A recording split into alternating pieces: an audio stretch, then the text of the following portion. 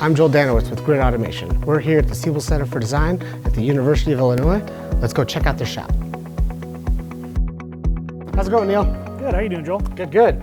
Thanks for taking the time to show us how you use the Grid Automation access control and dust collection and asset management systems within your shop. Absolutely. So I think one of the goals that we're looking for is what does it look like a day in the life of using the system? How difficult is it to implement a system that now is locking down tools? So the first thing you'd do is you'd present us with your student ID card and we'd get you signed in here at the front desk. Right. So we've chosen to keep our sign-on station behind the desk. I know some shops on campus are using it front-facing, so once students are set up, they can sign themselves in, but we found it gives us a little bit more control over it, and also, frankly, we get a little bit more control over our grit cards coming back if we hold on to their ID cards while they're in here working.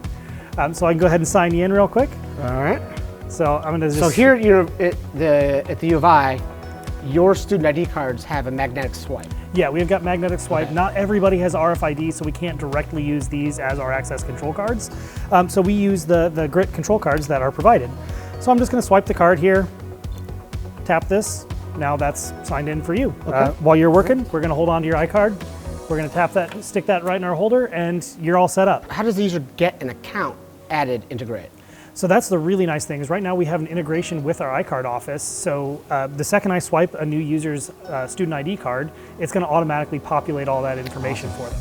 Now, there are some steps that we require for guests to go through before they just come in and start using every piece of equipment we have. So we have an online orientation system. Actually, I've got a QR code over my head. And they go there, it's an online Canvas course, they complete that content, and then they can come in here and do those in-person trainings, just because we're never gonna replace like hands-on learning with machines. Absolutely, yeah. Once they've completed those trainings, then they come back up to this station where they'll actually get tool permissions. So signing in here, that basically just gives you access to the room, not the tools yet. Once they start adding those tool permissions, then of course the system saves it, so next time they come back in, it's all just there waiting for them. They can jump right into their project on the tool that they've learned how to use. First thing that we have for just double checking that everybody's completed our online orientation is we've got a couple of placeholder permissions that just indicate to us, like, yes, this person has completed that online content. It's not giving them permission to a specific tool, the RFID or the triggers that we'll talk about later, but it just lets us know from a visual point of view here of like, yes, this person has completed the requisite, the prerequisite items. And then once that's done, then you're just gonna be able to go to whichever tool it is you wanna learn, let a staff member know, and we'll start you into the in-person training process. Is there any other online training you do or require for those tools? Let's say for a laser or a CNC, or is it just in person?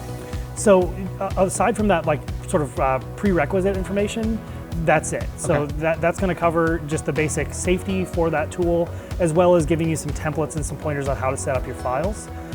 But when it comes to safely operating the machine, we do that in person at this point, because we found that Sure. best retention is coming Gotcha. from in-person training. So then after I go and work with yourself or one of your student staff, then they can come back in and Yep. give me the permissions. Yep, that trainer's going to walk back up here with you, and they'll take your grit card, sign into your system, or sign into your profile, and add that tool permission for you. Awesome. Second time you walk in, you'll just sign in, walk right over to the tool and start using it.